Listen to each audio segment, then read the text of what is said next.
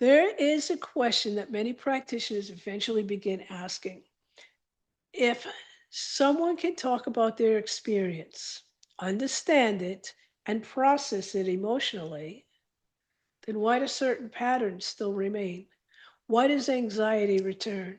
Why does grief resurface? Why do certain triggers still create a strong reaction in the body? Many clients can speak very clearly about their past. They can describe their trauma. They can explain their patterns. They can even recognize when they are being triggered. And yet, in certain moments, their nervous system responds as though nothing has changed. And today we're going to explore why this happens and why understanding the relationship between talk based processing and nervous system regulation is essential for practitioners. If you are new to the channel, my name is Tina Brigitini. I am the founder of Brigitini Energy School, where we train practitioners in hypnosis, nervous system regulation, coherence, energy therapy, and integrative healing methods. And much of my work focuses on helping practitioners to bridge the gap between cognitive understanding and physiological change. Because while talk therapy can be incredibly valuable, it does not always fully address the patterns that exist within the nervous system. And recognizing this allows practitioners to expand how they support their clients. Before we go deeper, it is important to acknowledge that talk therapy plays an important role in healing. It helps clients to develop awareness. It provides a space to express emotion. It allows individuals to make sense of their experiences, and it can help reframe beliefs and perspectives. And for many clients, this is a crucial part of the healing process. But talk therapy primarily engages the cognitive and the reflective parts of the brain. It works with language, meaning, and interpretation. And while this can create insight, it may not always reach the deeper layers of the nervous system. And that is where patterns are stored. The nervous system operates largely outside of conscious awareness. It responds automatically to perceived safety or threat. It regulates breathing, heart rate, muscle tension, hormonal responses. These processes are not controlled through conscious thought. They are controlled through deeper brain structures and physiological feedback loops. When someone experiences trauma or intense emotional stress, the nervous system adapts.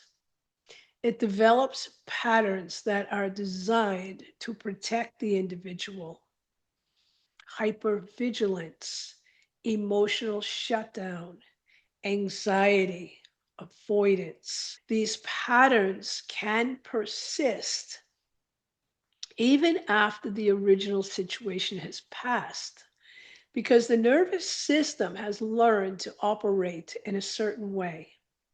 And this is where many practitioners begin noticing a gap. A client can talk about their experience, they can understand it, they can even process emotions around it. But when they encounter a trigger, their body still reacts. Their heart rate increases, their breathing changes, their muscles tense. And this happens because the nervous system is not yet updated its pattern. The body is responding based on past learning, not present reality. And while talking about the experience can create awareness, it does not always provide the physiological input that is necessary to change the nervous system's response. One of the most important factors in nervous system change is state. The state the body is in while processing an experience matters. If a client is discussing a memory while in a heightened state of stress, the nervous system may reinforce the existing pattern. But if the client is in a regulated, calm state, the brain and the body have an opportunity to reinterpret the experience differently. And this is why approaches that support nervous system regulation are so important. They change the internal state in which the processing occurs. And that change in state can lead to different outcomes. Hypnosis and coherence based practices work by shifting the nervous system into a more regulated state.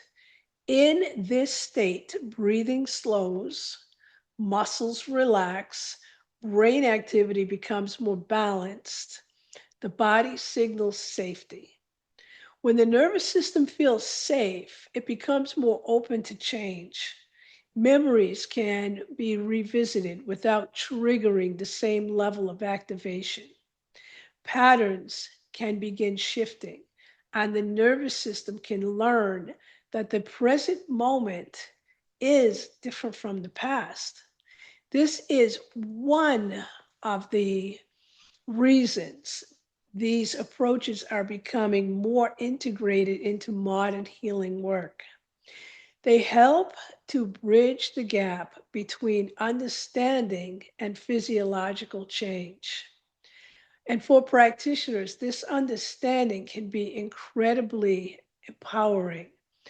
It helps explain why some clients make progress very quickly while others feel stuck despite doing everything right.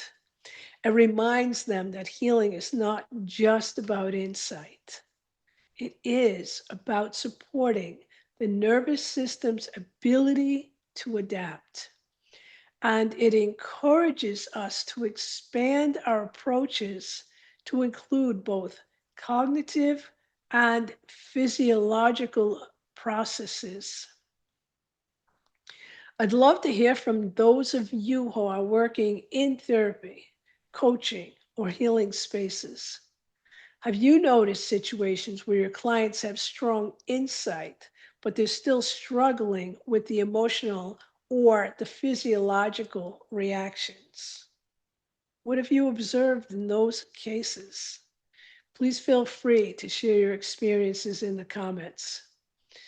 Of course, your comments are helping the collective understanding for other practitioners. We are currently witnessing a shift in how healing is understood. There is a growing recognition that the mind and body are not separate. Emotional experiences are not only psychological, they are physiological. And when we begin addressing both, we open the door to deeper and more lasting transformation. This does not replace traditional approaches, it expands them. It brings a more integrated understanding of how humans process experience. If there is one insight that I would like you to take away from today's conversation, it's this: understanding a problem does not always change how the nervous system responds to it. And when practitioners begin supporting both insight and regulation, healing becomes more complete.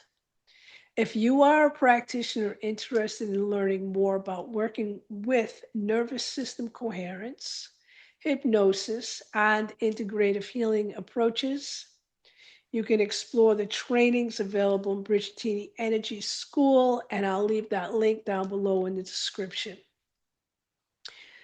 If you're finding this series valuable to your practice or just to your future practice, maybe,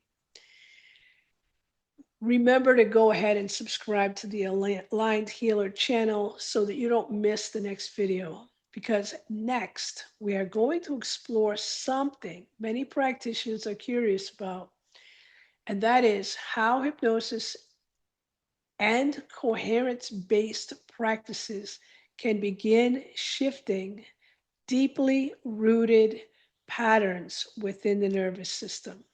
I look forward to continuing this conversation with you. Many blessings, Tina Brigitini.